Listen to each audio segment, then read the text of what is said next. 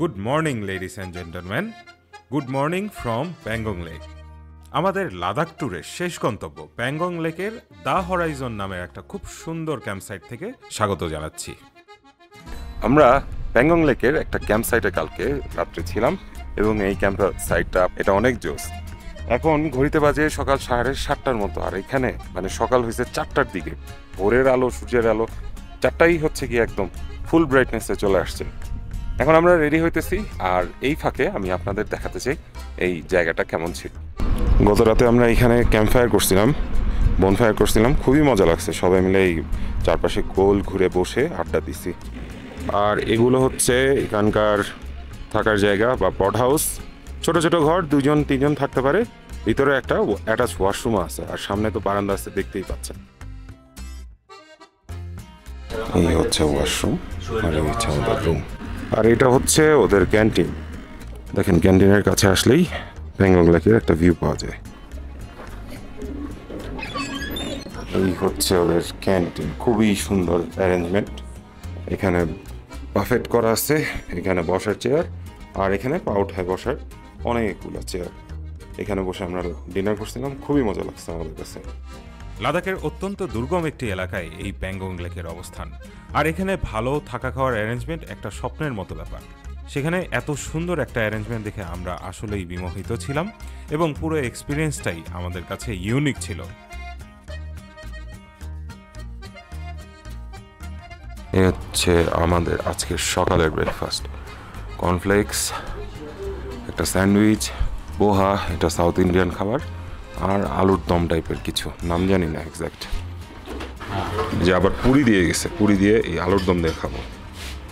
এরকম ট্রেডিশনাল একটা সেটআপের মধ্যে ব্রেকফাস্ট করতে পারবো এই ট্যুরে, এটা আসলেই আমাদের কল্পনার অতীত ছিল। খুব সুন্দর এই ব্রেকফাস্ট শেষ করার পর আমরা রওনা হলাম লে সিটির উদ্দেশ্যে।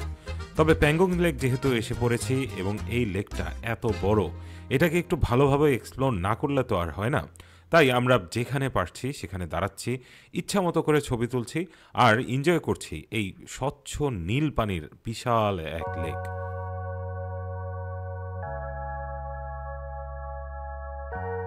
আজকে আমাদের ঘোরাঘুরি মোটামুটি শেষ, কারণ আমরা যেখানটায় দাঁড়িয়ে আছি এটাই হচ্ছে আজকের শেষ ট্রাভেল ডেস্টিনেশন। আর নতুন করে কোনো টার্গেট নাই, আর নতুন করে কোনো পথ অতিক্রম করার নাই। যতটুকু পথ অতিক্রম করা আছে সেটা পুরোটাই হচ্ছে গিয়ে ঘরে ফেরার। আমরা এখান থেকে চলে যাব লে সিটি। লে সিটি থেকে চলে যাব দুর্ধর্ষ এক রোড হয়ে মানালি। এরপর মানালিতে এক রাত স্পেন্ড করে চলে যাব নাইট কোচে দিল্লিতে। এরপর দিল্লি থেকে রাজধানী এক্সপ্রেসে কলকাতা, আর অতঃপর ঢাকা। এখন শুধু ফেরার জার্নিটাই বাদ আছে আরো হাজার হাজার কিলোমিটার পথ পাড়ি দেওয়ার। তাই আজকে প্যাংগং লেকে প্রতিটি মুহূর্ত 100% এনজয় করাটাই আমাদের ইচ্ছা। আর এই কারণেই খুঁজে বের করলাম এমন একটা পয়েন্ট যেখানে নাকি 3 ইডিয়টস মুভির একটা বিশেষ সিন শুটিং হয়েছিল। এখন যে পয়েন্টটাতে নামছি, এই পয়েন্টটাতেই প্রবাবলি আমির খানের ওই সিনটা, মানে আমির খান যখন হারায় যাওয়ার পর আবার যখন মিট করে, ওই সিনটা যে ছিল, এটা হচ্ছে গিয়ে মানে ধারণা করা হয় এই জায়গায় করা। অ্যাকচুয়ালি 140 কিলোমিটারের এত বড় লেক কোথায় কি করা হয়েছে এটা আসলে ডিটারমাইন করা খুবই ডিফিকাল্ট, বাট এটা দেখে মনে হচ্ছে যে এখানেই শুট করা হয়েছিল সিনটা।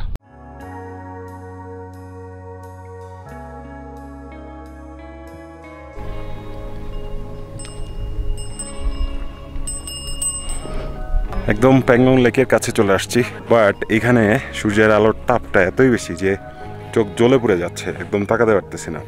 আমার ইউভি প্রোটেক্টেড সানগ্লাসটা হিট টুরে ভেঙে গেছে, এই জন্য খুব কষ্ট হচ্ছে আর কি। এখান থেকে ভিউ অসাধারণ, বিকজ এখান থেকে একটা রিফ্লেকশন আসতেছে, যেই রিফ্লেকশনে পুরো পাহাড়ের এই সিনারিটা পুরোটা দেখা যাচ্ছে। প্লাস এখানকার থেকে পিছনে কিছু পাইসন বসে আছে দেখা যাচ্ছে, সেটার রিফ্লেকশনও পুরোই দেখা যাচ্ছে। অসাধারণ ল্যান্ডস্কেপ।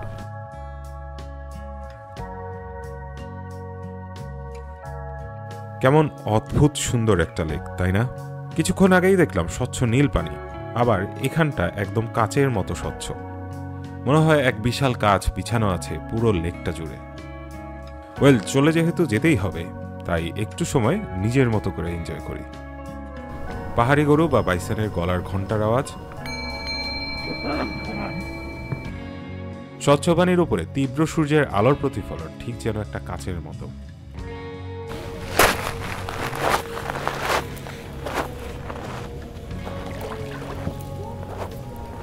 আর শান্ত সমুদ্রের মতো স্রোত আছড়ে পড়ছে এই অপার্থিব জায়গাটাতে। সবকিছু মিলে নিজেকে আবিষ্কার করছি বারবার এক অন্য ভুবনে। স্বপ্নের মতো, কিন্তু স্বপ্নের থেকেও সুন্দর ছিল লাদাখের এই ট্রিপটা। অদ্ভুত সবকিছু করলাম বিগত কয়দিন ধরে। এত সুন্দর মেমোরিগুলো নিয়ে যেতে পেরে আমি সত্যি কৃতজ্ঞ। এমনিতেই বাংলাদেশিদের লাদাখে ঘোরার পারমিশন নিয়ে কাঠখোড়া পোহাতে হয়, তার উপর এখন তো আবার ভারতের ভিসা প্রদান করাই বন্ধ। বিদায় নিচ্ছি এমন কিছু স্মৃতি নিয়ে যা কোনোদিনই আর ভোলার মতো নয়। সব মিলিয়ে লাদাখ দেখার স্বপ্ন পূরণ হওয়ায় অন্যরকম একটা প্রশান্তি নিয়ে ফিরছি ঘরে। Salem signing out.